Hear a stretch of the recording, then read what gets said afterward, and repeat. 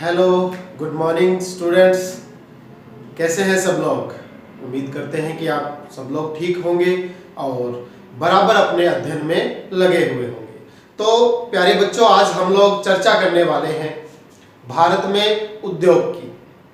अध्याय संख्या पाठ संख्या 19, भारत में उद्योग। तो ये चर्चा प्रारंभ करें उससे पहले हम लोग भारत की जो औद्योगिक पृष्ठभूमि या यूं कहें ऐतिहासिक जो पृष्ठभूमि रही है उसके बारे में थोड़ी चर्चा कर लें। तो प्यारे बच्चों, भारत जो है वो प्राचीन काल से ही औद्योगिक रूप से विकसित राष्ट्र है। क्यों? क्योंकि भारत के पास उसकी विकसित कुटीर उद्योग परंपरा सदैव विद्यमान रही है, जिसके कारण भारत है वो सूती वस्त्र का निर्माण, विभिन्न प्रकार के आभूषणों का निर्माण, अनेक प्रकार की वैभवशाली सजावटी वस्तुओं का निर्माण, धातुओं से बर्तन बनाने का कार्य, तो ये सारी चीजें भारत के द्वारा प्राचीन काल में ही की जाती थी और संपूर्ण विश्व में इनको सराहा भी जाता था। अब उस समय क्या होता था, जो वस्तुओं का विनिमय होता था उसमें केवल और केवल वस्तु विनिमय ही संपन्न होता था। अब इस वस्तु विनिमय के तहत जो विश्व के धनी राष्ट्र थे उनके द्वारा भारत को सोना दिया जाता था और सोने के बदले भारतीय कुटीर उद्योगों के द्वारा तैयार की गई वस्तुओं को प्राप्त किया जाता था। तो ऐसी परिस्थितियों में भारत के जो कुटीर उद्योग थे, कुटीर उद्योगों द्वारा विनिर्मित वस्तुएं थी, उनके बदले में भारत को सोने की प्राप्ति होती थी और इसीलिए भारत को सोने की चिड़िया कहा जाता है। कई बार हमारे सामने यह प्रश्न आता है कि भारत को सोने की चिड़िया क्यों कहा जाता है? तो उसका उत्तर यही है कि प्राचीन काल में भारत की सक्षम कुटीर उद्योग परंपरा में निर्मित वस्तुओं को जब विश्व बाजार में रखा जाता था तो उनके बदले में, उनके विनिमय के बदले में सोने की प्राप्ति होती थी। तो भारत की सोने की दृष्टि से या यूं कहें आर्थिक स्थिति थी वो काफी सुदृढ़ थी, इसलिए भारत को क्या कहा जाता है? सोने की चिड़िया। अब धीरे धीरे कालांतर में भारतीय जो क्षेत्र था उस पर ब्रिटिश हुकूमत का शासन स्थापित हो गया। अब ब्रिटिश हुकूमत के शासन की स्थापना के साथ ही दूसरा औद्योगिक क्रांति के परिणाम स्वरूप जो भारत के कुटीर उद्योग थे वो धीरे धीरे क्या हो गए? विलुप्त हो गए। जो प्राचीन भारतीय सक्षम कुटीर उद्योग परंपरा थी वो लुप्त हो गई।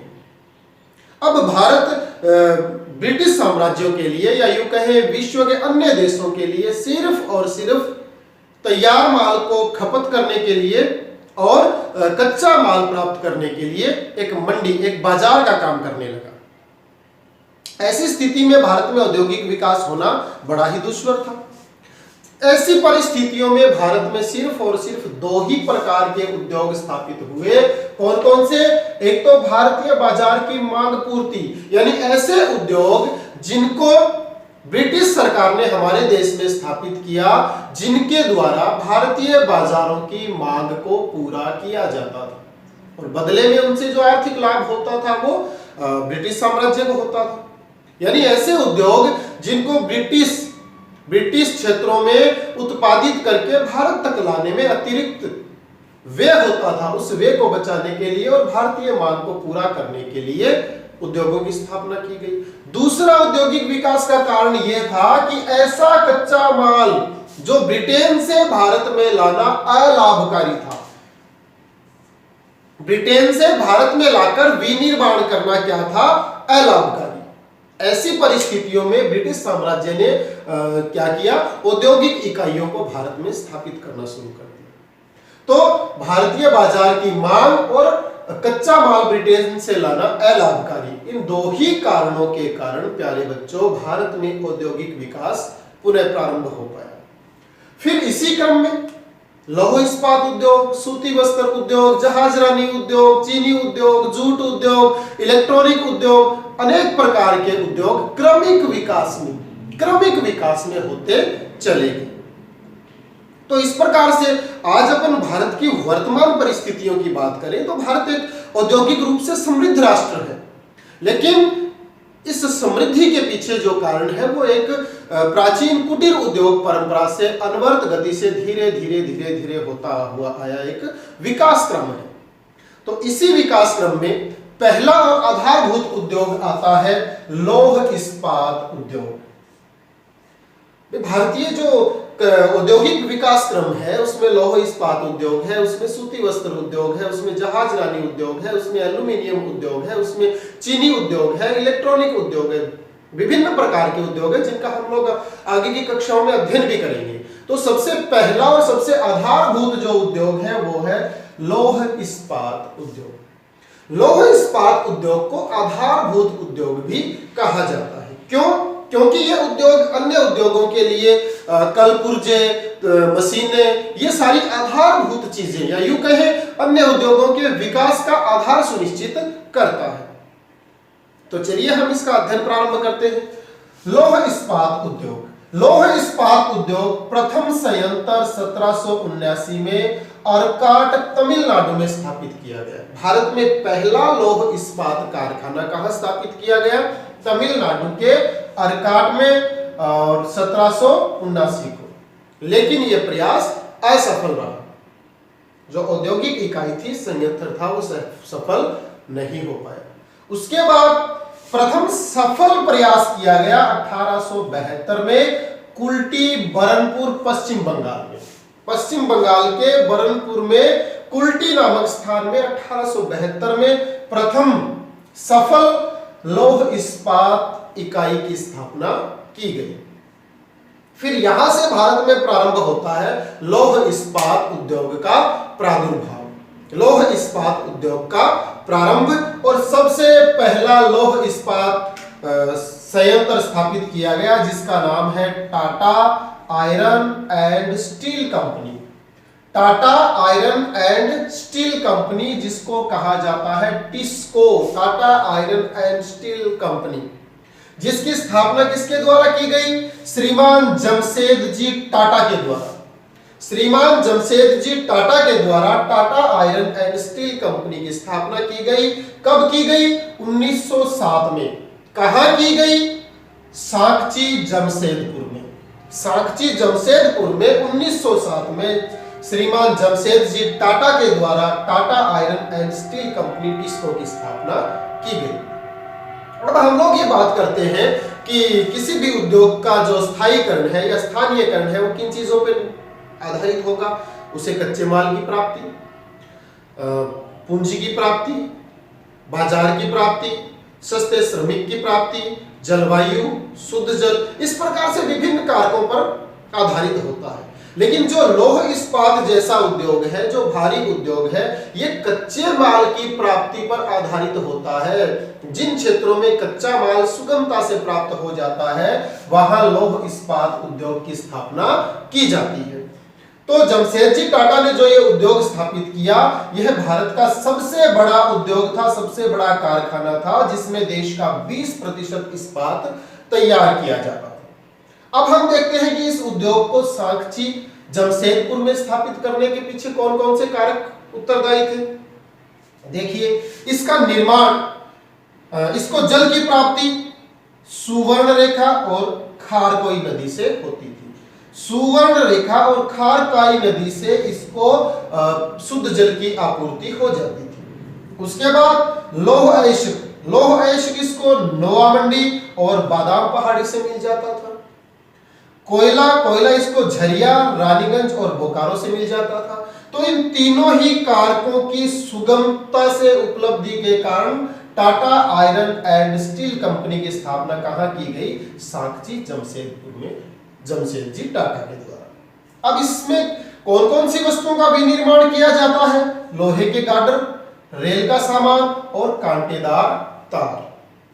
तो इस प्रकार से ये हमारी भारत की प्रथम लौह इस्पात इकाई है टिस्को। इसके बाद दूसरी इकाई आती है भारतीय लौह इस्पात कारखाना, जिसको कहा जाता है इसको Indian iron and steel company. Indian iron and steel company, इसकी स्थापना 1919 में बरनपुर पश्चिम बंगाल में की गई। 1919 में बरनपुर पश्चिम बंगाल में इसको की स्थापना की गई। देखिए इसमें किन किन चीजों का निर्माण होता है, चादरें, छड़े और लोहे के स्लीपर जो रेलवे में काम में लिए जाते हैं, और पत्तीदार तार। अब इसको को स्थापित करने में कौन कौन से कारक उत्तरदायी रहे, तो जल की प्राप्ति कहां से होती है, बराकर नदी जो दामोदर नदी की सहायक नदी है, दामोदर की सहायक नदी बराकर नदी से इसको जल की प्राप्ति होती है। लौह अयस्क सिंह भूमि झारखंड से प्राप्त होता है। कोयला इसको रानीगंज, झरिया और रामगढ़ दामोदर नदी घाटी क्षेत्र से प्राप्त होता है। अब क्या है, इसको में आगे चलने के बाद 1936 में कुल्टी और हीरापुर 2 इकाइयों का विलय कर दिया गया।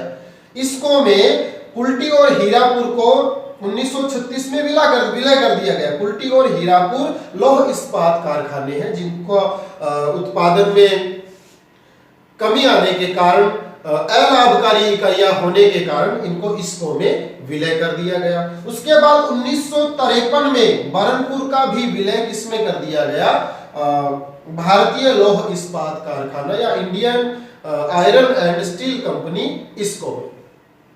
कैसे किया गया, भारतीय सरकार ने 1974 में एक निगम बनाया जिसका नाम था Steel Authority of India, SAIL, Steel Authority of India, SAIL के द्वारा सेल की स्थापना हुई। सेल की स्थापना होने के बाद सेल ने 14 जुलाई 1976 को इसको का अधिग्रहण कर लिया। पहले तो क्या हुआ, इसको में इन 3 इकाइयों को शामिल कर दिया गया, कुल्टी, हीरापुर और बरनपुर को। इन 3 इकाइयों को इसको में शामिल कर दिया गया। इसको का संयंत्र था वो और अधिक विकसित हो गया। 4 इकाइयों को मिलाकर इसको विकसित होने लगा। उसके बाद 1974 में स्टील अथॉरिटी ऑफ इंडिया की स्थापना की गई जिसने 14 जुलाई 1976 को इसको का अधिग्रहण कर लिया और फिर 1 अप्रैल 2005 से प्रभावी माना गया। यानी इसका अधिग्रहण तो किया गया 14 जुलाई 1976 को और फिर इसको प्रभावी माना गया 1 अप्रैल 2005 से। तो ये भारतीय Steel Authority of India SAIL के अधिग्रहण में या सेल के स्वामित्व में इसको का संचालन किया जाने लगा। उसके बाद आता है तीसरी इकाई, Visvesvaraya iron and steel company visco, Visvesvaraya iron and steel company visco. अब तक जो Tata iron and steel company TISCO और भारतीय लौह इस्पात कारखाना इसको, दोनों ही क्या थे, निजी क्षेत्र के उपक्रम थे। कौन से क्षेत्र के, निजी क्षेत्र के उपक्रम थे। और विस्को भारत का पहला सार्वजनिक क्षेत्र का कारखाना था। भारत का पहला सार्वजनिक क्षेत्र का कारखाना कौन सा था, Visvesvaraya iron and steel company limited. आगे देखते हैं इसकी स्थापना 1923 में भद्रावती कर्नाटक में की गई। भद्रावती कर्नाटक में विस्को की स्थापना की गई 1923 में। अब देखते हैं इसको जल की प्राप्ति कहां से होती है, भद्रावती नदी से। लौह अयस्क की प्राप्ति कहां से होती है, बाबा बुदन की पहाड़ी और केमान मुंडी से। बाबा बुदन की पहाड़ियों से और केमान मुंडी से इसको लौह अयस्क की प्राप्ति होती है। कोयला, इसको कोयले की प्राप्ति, पहले तो इसमें क्या था, कास्ट कोयला काम में लिया जाता था। लकड़ी को जलाने के बाद जो कोयला प्राप्त होता था वो कास्ट कोयला इसमें काम में लिया जाता था। उसके बाद शिव समुद्रम जल विद्युत परियोजना से जल विद्युत का इस्तेमाल किया जाने लगा। इसको चूना पत्थर की प्राप्ति कहां से होती है, मांडीगुडा और सकरगुंडा से क्या होती है, चूना की प्राप्ति। तो 1974 में सेल का निर्माण किया गया तो Visvesvaraya iron and steel company visco का संचालन भी किसके माध्यम से किया जाता है, वर्तमान में सेल के द्वारा। तो ये थी हमारी भारत की तीसरी लौह इस्पात उत्पादक इकाई। अब अगली चौथी लौह इस्पात उत्पादक इकाई आती है राउरकेला, जिसको जर्मनी के सहयोग से स्थापित किया गया, जर्मनी की क्रूप्स और डिमाग कंपनियों के सहयोग से। प्यारे बच्चों, समझ पा रहे होंगे आप, राउरकेला की स्थापना जर्मनी की क्रूप्स और डिमाग कंपनियों की सहायता से स्थापना की गई। फिर कहां की गई स्थापना? सुंदरगढ़ उड़ीसा में। सुंदरगढ़ उड़ीसा में राउरकेला लौह इस्पात संयंत्र की स्थापना की गई। इसको जल की प्राप्ति साख और कोयल नदियों के संगम से होती है। साख और कोयल नदियों के संगम पर राउरकेला लौह इस्पात संयंत्र की स्थापना है और यहीं से इसको जल की प्राप्ति होती है। लौह अयस्क की प्राप्ति उड़ीसा के क्योंझर व सुंदरगढ़ से। उड़ीसा के क्योंझर और सुंदरगढ़ से क्या होता है? राउरकेला को लौह अयस्क की प्राप्ति। कोयला की प्राप्ति झरिया झारखंड से। चूना पत्थर की प्राप्ति वीर मिश्रपुर से। वीर मिश्रपुर से चूना की प्राप्ति होती है और इसमें निर्माण चपटे आकार की वस्तुएं जैसे प्लेटें, पत्तियां, चादरें आदि चपटी वस्तुओं का निर्माण राउरकेला से किया जाता है। तो ये थी हमारी Tata iron and steel company, जिसको भारतीय लौह इस्पात कारखाने या Indian iron and steel company, इसको Visvesvaraya iron and steel company, VISCO and Rourkela, ये 4 इकाइयां थी भारत की मुख्य लौह इस्पात उत्पादक इकाइयां। हाँ तो बच्चों, अब 5वां जो उद्योग आता है, 5वीं जो इकाई है हमारी, वो है भिलाई लौह इस्पात संयंत्र। 4 इकाइयों के बाद 5वीं इकाई है भिलाई लौह इस्पात संयंत्र। इसकी स्थापना सोवियत संघ के सहयोग से की गई। सोवियत संघ के सहयोग से भिलाई लौह इस्पात संयंत्र की स्थापना की गई। कहां की गई? भिलाई छत्तीसगढ़ में। भिलाई छत्तीसगढ़ में भिलाई लौह इस्पात संयंत्र की स्थापना की गई। इसको जल की आपूर्ति कहां से होती है? तंदुला बांध से। लौह अयस्क की आपूर्ति कहां से होती है? डल्ली राजहरा की पहाड़ियों से। डल्ली राजहरा की पहाड़ियों से लौह अयस्क की प्राप्ति होती है। कोयला कोखा छत्तीसगढ़ और करमाली झारखंड। कोखा छत्तीसगढ़ और करमाली झारखंड से इसको कोयले की आपूर्ति होती है। उसके बाद आता है डोलामाइट। डोलामाइट की आपूर्ति कहां से होती है? रायपुर से। तो यह था हमारा भिलाई लौह इस्पात संयंत्र। इसके जो भिलाई लौह इस्पात संयंत्र है, इससे जो वस्तुएं उत्पादित होती है, जो इस्पात का उत्पादन किया जाता है, उसका अधिकांश भाग विशाखापट्टनम हिंदू शिपयार्ड को भेज दिया जाता है। विशाखापट्टनम हिंदू शिपयार्ड को भिलाई लौह इस्पात संयंत्र के द्वारा तैयार किया हुआ इस्पात भेज दिया जाता है या दे दिया जाता है औद्योगिक विनिर्माण के लिए। और इसका संचालन भी किसके द्वारा किया जाता है? शेल के द्वारा।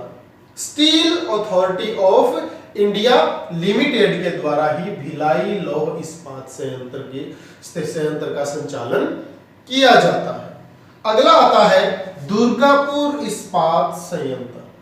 जैसे भिलाई की स्थापना सोवियत संघ के सहयोग से की गई, वैसे ही चौथी पंचवर्षीय योजना में दुर्गापुर इस्पात संयंत्र की स्थापना ब्रिटिश सरकार के सहयोग से की गई।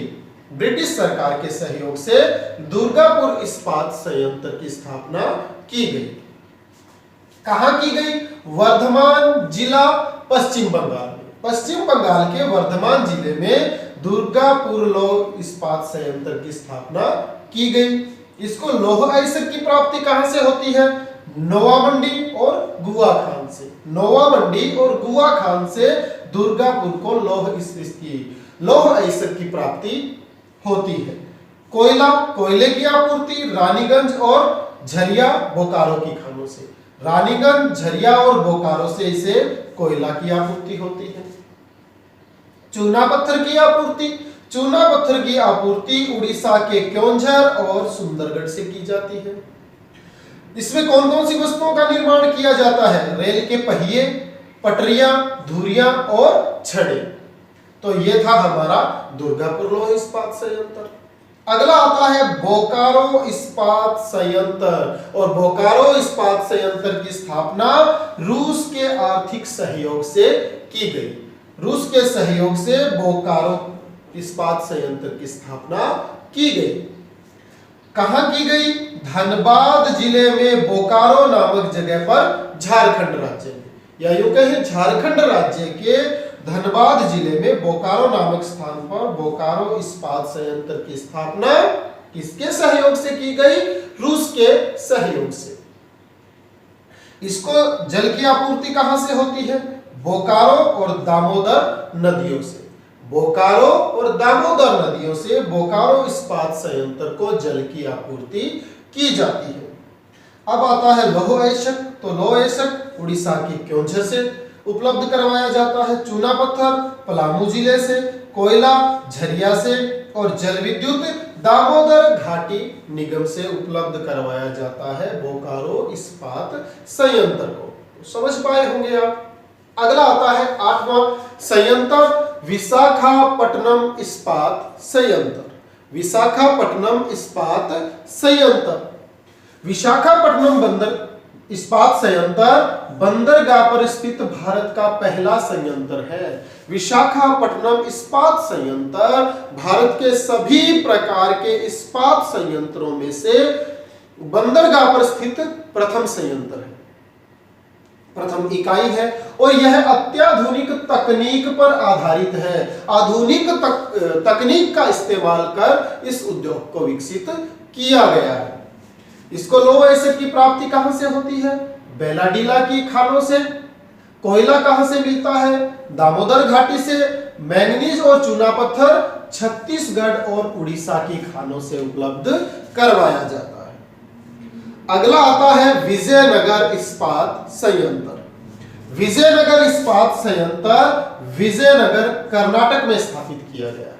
कर्नाटक राज्य के विजयनगर में स्थापित किया गया है विजयनगर इस्पात संयंत्र, और ये स्वदेशी तकनीक पर आधारित उद्योग है। विजयनगर इस्पात संयंत्र भारतीय स्वदेशी तकनीक पर आधारित है। अगला अंतिम संयंत्र आता है सलेम इस्पात संयंत्र, और सलेम इस्पात संयंत्र तमिलनाडु के सलेम नामक स्थान पर स्थापित किया गया है। तो प्यारे बच्चों, इस प्रकार से हमने भारत के लौह इस्पात उद्योगों का अध्ययन किया। कहां वे स्थापित हैं, किसके सहयोग से स्थापना की गई, कब स्थापना की गई, उनको स्थानीयकरण के लिए उत्तरदायी कारक चूना पत्थर, कोयला, मैंगनीज, लौह अयस्क, पानी, जल, इन इत्यादि वस्तुओं की प्राप्ति कहां से होती है, उनके केंद्रीकरण के कारक कौन कौन से हैं। तो इन सारी तमाम बातों का हमने अध्ययन किया, इन पर चर्चा की। अब एक छोटी सी चीज आती है, राष्ट्रीय इस्पात नीति। हमारी केंद्रीय सरकार ने इस्पात के उत्पादन को अधिकाधिक बढ़ाने के लिए, उसके क्षेत्र में निजी और सार्वजनिक क्षेत्र का योगदान अधिकाधिक करने के लिए 2 नवंबर 2005 को एक राष्ट्रीय इस्पात नीति को स्वीकृति दी गई। कब? 2 नवंबर 2005 को। और उसका उद्देश्य क्या था, किस उद्देश्य से यह राष्ट्रीय इस्पात नीति लागू की गई? इसका उद्देश्य यह था कि इस्पात का जो उत्पादन है उसे बढ़ाया जाए। तो कितना किया जाए?